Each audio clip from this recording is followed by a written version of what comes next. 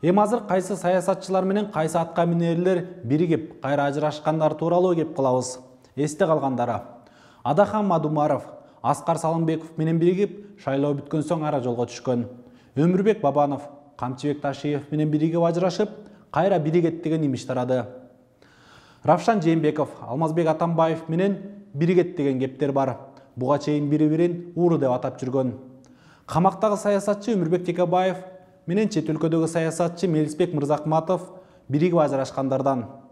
Президенттик шайлоодо болсо Бакыт Төрөбаев менен Өмүрбек Бабанов бириккен жайы бар. Мындан сырткары убагында 4 иликтеп эл алдына чыгышып, аягына чыкпай калган жайы бар. Булар Акматбек Келдибеков, Адахан Мадумаров, Камчыбек Ташиев жана Бакыт Төрөбаевтар. Дагы башкасы бирикпей жатып, бири-бирин жаман жакшы айтышкандар да жок эмес. Ал эми саясатчылардын мындай кадамын шайлоого даярдык экенин саясат талдоочулар айтып келет.